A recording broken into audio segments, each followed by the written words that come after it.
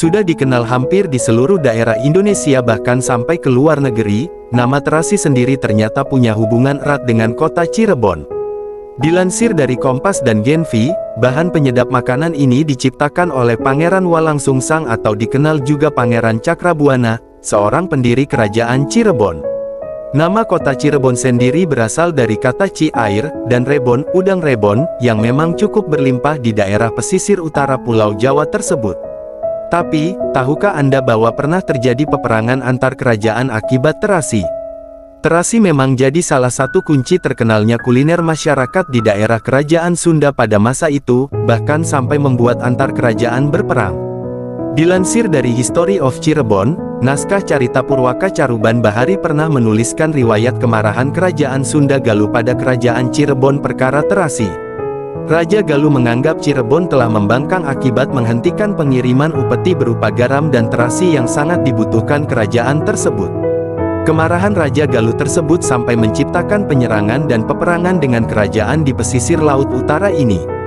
Hal itu karena dalam budaya di kerajaan Sunda Galuh, perdagangan berupa komoditas bahan kuliner menjadi penyumbang terbesar devisa kerajaan.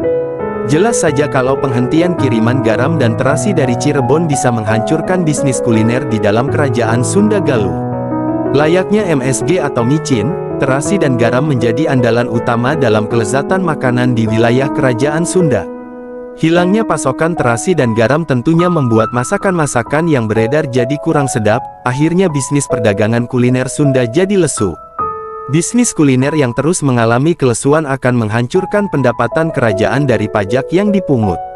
Dalam sejarah, berlimpahnya stok udang rebon untuk bahan pembuatan terasi membuat kerajaan Cirebon menjadi sangat berjaya. Pada tahun 1400-an, kerajaan yang terletak di pesisir utara Jawa ini menjadi pemasok utama terasi dalam perdagangan antar kerajaan dan bangsa.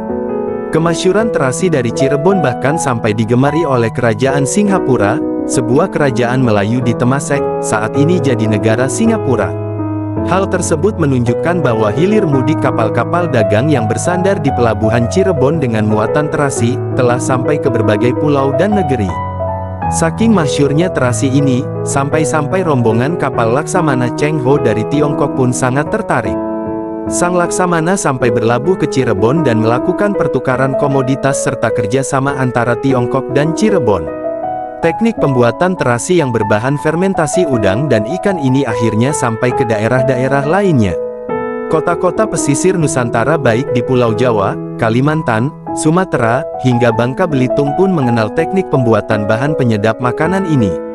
Di daerah-daerah lainnya, nama terasi lebih dikenal dengan sebutan belacan yang sama-sama nikmat dijadikan tambahan penyedap sayuran, ikan, daging, hingga sambal. Demikian seputar info menarik mengenai terasi, yang saya yakin sebagian besar penduduk Indonesia sangat menggemarinya. Jika Anda merasa info-info yang disajikan di channel ini bermanfaat, Anda dapat mendukung channel ini dengan klik like, komen dan jangan lupa subscribe. Semoga yang subscribe semakin banyak rezekinya, amin.